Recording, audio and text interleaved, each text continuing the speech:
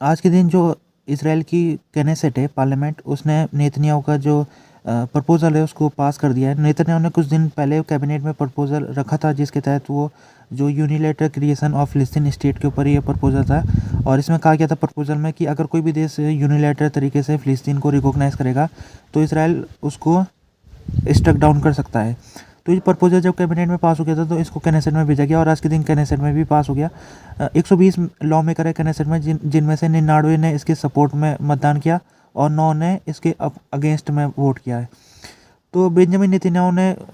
पास होने के बाद उन्होंने स्टेटमेंट दिया जिसमें उन्होंने कहा है कि ये दिखाता है कि कैनेसेट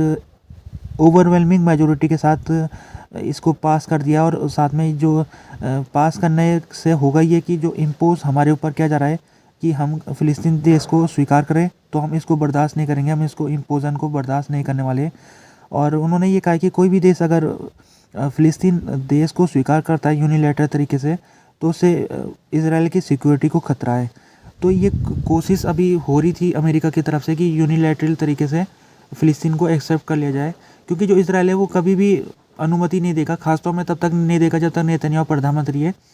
तो ये जो स्थिति गाजा में है और जो मिडिल ईस्ट में बनी हुई है, तो इसको दोबारा होने से रोकने के लिए एक कोशिश हो रही है कि अगर फ़िलिस्तीन देश बन जाता है तो फ़िलिस्तीन देश बनने के बाद जो फ़िलिस्तीन लोग हैं उनकी जो एस्पिरेशन है वो पूरी हो जाएगी, तब वो इस प्रकार से इसराइल को निशाना नहीं बनाएंगे। तो अमेरिका को लगता है कि एक यही तरीका है कि दोबारा 7 अक्टूबर का जो अटैक है उसको रोकने का एक ही जरिया है कि फ़िलिस्तीन देश को बनाया जाए। लेकिन इसराइल अभी तक इसको स्वीकार नहीं कर रहा है और इसराइल के प्रधानमंत्री बेंजामिन नेतन्याहू वो बार बार उन्होंने मीडिया में बयान में उन्होंने कहा है कि वो कभी भी फ़िलिस्तीन देश को स्वीकार नहीं करेंगे। और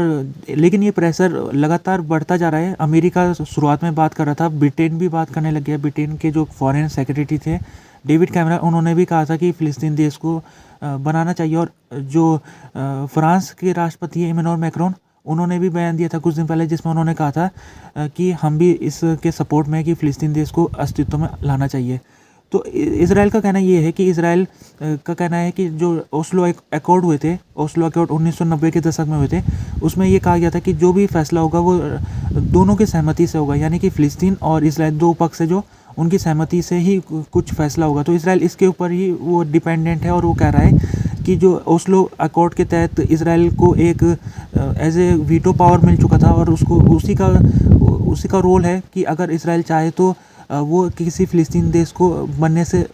सपोर्ट कर सकता है, उसको स्वीकार कर सकता है या फिर उस फ़िलिस्तीन देश का विरोध भी कर सकता है। तो इसराइल सरकार का कहना है कि ओस्लो पीस अकॉर्ड के हिसाब से हमारे पास वीटो पावर है और इस ओस्लो अकॉर्ड का उसका एहतराम किया जाए, उसका रिस्पेक्ट किया जाए। अभी आईसीजे जो international court of justice Hague में है, जो वहाँ पर फ़िलिस्तीन ऑक्यूपाइड टेरिटरी के ऊपर जो सुनवाई है वो चलती जा रही है। आज तीसरा दिन था सुनवाई का। तो आज के दिन जो अमेरिका के डेलीगेशन था उसने बयान दिया जिसमें उसने कहा है जो फ़िलिस्तीन ऑक्यूपाइड एरिया जिसमें इसराइल ने कब्जा कर रखा है, तो उसके ऊपर अमेरिका का डेलीगेशन कह रहा है कि ये जो 7 अक्टूबर का अटैक हुआ था इससे ये पता लगता है कि जो फ़िलिस्तीन वाला इलाका है वहाँ पर इसराइल का सिक्योरिटी नीड है उस इलाके में। और इसी को लेकर अमेरिका का डेलीगेशन कह रहा है कि इस क्षेत्र में इसराइल का सिक्योरिटी प्रेजेंस होना ज़रूरी है। और अमेरिका ने ये भी कहा है कि जो कोर्ट है वो इस मामले में ये फैसला ना दे कि इसराइल को इससे विड्रॉ करना पड़ेगा सीरिया से। तो अमेरिका का डेलीगेशन ये कहना चाह रहा है कि जो ये अभी फ़िलहाल यहाँ पर स्टेटस को बना रहना चाहिए और ये तब तक बना रहना चाहिए जब स्टेटस को जब तक कि ये जो 2 स्टेट सॉल्यूशन है जब तक उसको ओस्लो अकॉर्ड के तहत उसको सॉल्व नहीं किया जा सकता। तो ओस्लो अकॉर्ड को जैसे मैंने अभी आपको कहा कि ओस्लो अकॉर्ड में 2 स्टेट सॉल्यूशन की बात की गई है जिसके तहत इसराइल और फ़िलिस्तीन दोनों देश अस्तित्व में आएंगे। लेकिन ओस्लो अकॉर्ड अभी 30 साल से ज़्यादा हो गया, अभी तक ये पूरा नहीं हो पाया और इसराइल इसका गलत फ़ायदा उठा रहा है। वो ओस्लो पीस अकॉर्ड को वो मनमाने तरीके से वो उसने यहाँ पर सिक्योरिटी उसने प्रेजेंस बना रखी है पूरे के पूरे फ़िलिस्तीन इलाके में, चाहे वो गाजा का इलाका हो या फिर वेस्ट बैंक का इलाका हो। तो ओस्लो अकॉर्ड में ये कहा भी गया था कि जब तक 2 स्टेट सॉल्यूशन नहीं बन जाता तब तक इसराइल का सिक्योरिटी प्रेजेंस यहाँ पर रहेगा। तो इसराइल 2 स्टेट सॉल्यूशन में जो बात है 2 स्टेट सॉल्यूशन, अमेरिका चाह रहा है 2 स्टेट सॉल्यूशन, लेकिन इसराइल उसका पार्टनर है और जब तक इसराइल तैयार नहीं होगा तब तक अमेरिका अपनी तरीके से भी वो इसका यूनिलैटरल नहीं कर सकता कुछ। तो अमेरिका इस समय बड़ा द्वंद्व वाली स्थिति में फंसा हुआ है। वो क्या करे, वो क्या वो इसराइल के साथ खड़े रहे या फिर वो जो उसके लोग कह रहे, अमेरिका के अंदर काफ़ी लोग अब इसराइल के खिलाफ भी बात करने लगे, तो क्या वो अपने लोगों को सुने। तो यहाँ पर इसराइल उसका सिक्योरिटी पार्टनर है लंबे समय से, 70 से ज़्यादा साल से जो इसराइल और अमेरिका की पार्टनरशिप रही है बहुत ही ज़्यादा मजबूत। तो इतनी आसानी से अमेरिका इसराइल को नहीं छोड़ सकता है, तो उस बार बार उसको अमेरिका को धक्का उसको सहना पड़ रहा है। कई देश अमेरिका को भी अब निशाना बना रहे हैं और कह रहे हैं कि जो भी इसराइल कार्रवाई कर रहा है उसके पीछे अमेरिका का हाथ है। तो अमेरिका को ना चाहते हुए भी उसको इसराइल का जो इसराइल की जो कार्रवाई है गाजा में उसको भाग बनना पड़ रहा है। तो अमेरिका के जो डेलीगेशन था आज उनको मजबूरन इसराइल का उनको सपोर्ट करना पड़ा, इसराइल को डिफेंस करना पड़ा उन्हें। और आज के दिन जैसे उन्होंने कह दिया कोर्ट को कि कोर्ट इसमें यूनिलैटरल तरीके से और जो फैसला है फ़िलिस्तीन ऑक्यूपाइड टेरिटरी का, उस फैसले को वो कम से कम विड्रॉ वाला फैसला ना सुनाए और ऐसा फैसला ना सुनाए कि इसराइल को यहाँ से विड्रॉ करना पड़ेगा। इस तरह से फैसला आईसीजे द्वारा नहीं होना चाहिए। अगर हो जाता है तो ये फिर ठीक नहीं होगा, क्योंकि इसराइल का सिक्योरिटी नीड है इस इलाके में, और इसराइल के जब तक उसकी सिक्योरिटी नीड को पूरा नहीं हो जाता तब तक उसका यहाँ पर बना रहना ज़रूरी है। अभी आज के दिन फिर फ्रांस और जो रशिया का डेलीगेशन है वो भी आईसीजे में अपना सबमिशन को सबमिट कराएंगे। तो ये जो आईसीजे का मामला चला है, ये ऑक्यूपाइड टेरिटरी जो फ़िलिस्तीन ऑक्यूपाइड टेरिटरी है जिनमें इसराइल ने 1967 के बाद से कब्जा कर रखा था,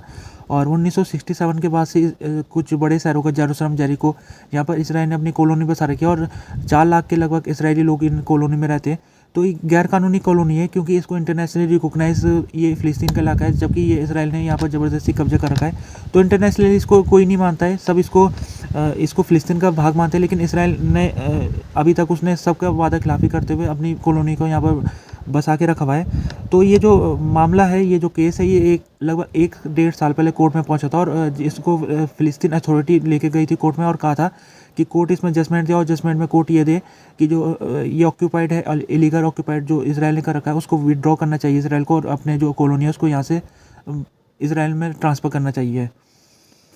तो ये जो फैसला होगा आईसीजे अभी सुनवाई करने के बाद कुछ महीने, अभी पता नहीं है कि फ़ैसला कब आएगा, लेकिन वो फैसला उसका जो होगा वो एडवाइजरी फैसला होगा, उसका कोई लीगल बाइंडिंग फैसला नहीं होगा, केवल वो एडवाइस होगा जो आईसीजे देगा। और आईसीजे की जो एडवाइस होगी उसमें वो 2 तरह की एडवाइस दे सकता है, एक तो विड्रॉ करने की एडवाइस दे सकता है, या फिर जो इसराइल स्टेटस को है उसका वो एडवाइस दे सकता है।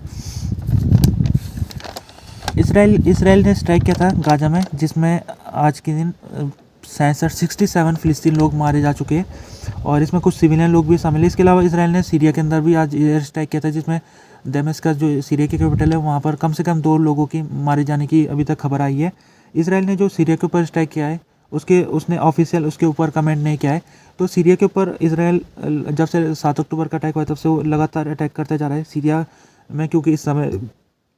इसराइल को लगता है कि काफ़ी टेररिस्ट लोग हैं सीरिया में मौजूद जो कि इसराइल को नुकसान पहुंचा सकते हैं। तो इसराइल उनके ऊपर प्री एम्प्टिव स्ट्राइक करता है, और अभी तक उसने काफ़ी अटैक पहले ही वो सीरिया में कर चुका है, क्योंकि सीरिया की जो सरकार है वो भी इस समय काफ़ी टूटी फूटी सरकार है, उसका केवल जो कंट्रोल वाला एरिया है वो काफ़ी कम है। तो सीरिया इस समय उसके ऊपर इतना डिफेंस भी उतना मजबूत नहीं है, तो इसराइल आसानी से इस एरिया को निशाना बनाता रहा है। और साथ में इसराइल ने ये भी कहा कि यहाँ पर ईरान के जो रेवोल्यूशनरी गार्ड के कमांडर है उनका बेस भी दमिश्क में, तो उनके बेस को भी इसराइल बार बार निशाना बनाता रहा है। जैसे कि कुछ दिन पहले उसने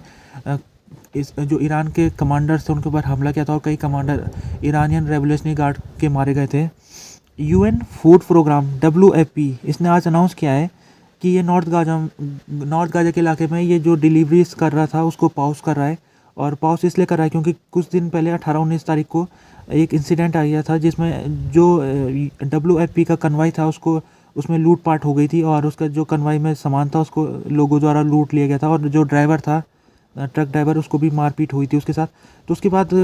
WFP ने कह दिया कि अब नॉर्थ गाजा में कोई भी सप्लाई नहीं भेजेगा, क्योंकि जो उसका कन्वाई के लोग हैं जो उससे जुड़े हुए हैं, जो इस सप्लाईज़ को पहुंचा रहे हैं, उनके ऊपर हमला हो रहा है। और ये कन्वाई भी इसको जहाँ पर पहुंचाने की कोशिश हो रही है नॉर्थ में, वहाँ पर पहुंचने से पहले इसमें लूटपाट हो जा रही है, और लोग इसके लूटपाट करके सामान को अपने साथ ले जा रहे हैं। Association of rape crisis centre ये इसराइल का एक सेंटर है, और इसने आज के दिन स्टेटमेंट जारी किया है। इसमें इसने कहा है कि इसने जो जांच हो रही थी कई महीनों से, जिसमें 7 अक्टूबर के अटैक में जो हमास ने महिलाओं के साथ रेप किया था उसके ऊपर ये जांच हो रही थी इस association of rape crisis centre द्वारा। और इसने आखिरकार रिपोर्ट अपनी सौंप दी है यूएन को, और यूएन में रिपोर्ट सौंपने के बाद इसने ये अपील की है कि जो लोग शामिल थे हमास के, उनके ऊपर कार्रवाई होनी चाहिए। और हमास के ऊपर आरोप है कि जो उसने 7 अक्टूबर को जो अटैक किया था उसमें उसने महिलाएं, बच्चे, बूढ़े सबको निशाना बनाया था और साथ में उसने महिलाओं को रेप किया था। तो ये जो इसराइल ने क्लेम किया था कि जो हमास है उसने सैडिस्टिक सेक्सुअल क्राइम का इस्तेमाल किया, जानबूझ के इंटेंशनली उसने ये किया सेक्सुअल वायलेंस, ताकि जो इसराइल है उसको स्ट्रेटेजिकली नुकसान पहुंचाया जा सके। आज के दिन यूके पार्लियामेंट में वोट हुआ है और वोट हुआ है एसएनपी का जो मोशन है, एसएनपी यानी स्कॉटिश नेशनल पार्टी इस मोशन को लेकर आई थी पार्लियामेंट में। ये जो मोशन है ये लड़ाई को बंद कराने के ऊपर मोशन है, इमीडिएट सीज़फायर का मोशन है ये एसएनपी द्वारा। गाजा के क्षेत्र में इमीडिएट सीज़फायर का बात की गई है, तो ये जो मोशन है ये पास करा दिया गया है। साथ में लेबर जो पार्टी है वो भी अपना मोशन लेके आई थी और उसका मोशन भी पास हो गया है। लेबर पार्टी का जो मोशन था वो थोड़ा सॉफ्ट था, उसमें ह्यूमैनिटेरियन सीज़फायर की बात की गई थी, यानी इसराइल के प्रति वो सॉफ्ट था। तो दोनों मोशन पास हो गए, एसएनपी का भी मोशन पास हो गया, लेबर का भी मोशन पास हो गया। तो क्योंकि एसएनपी का मोशन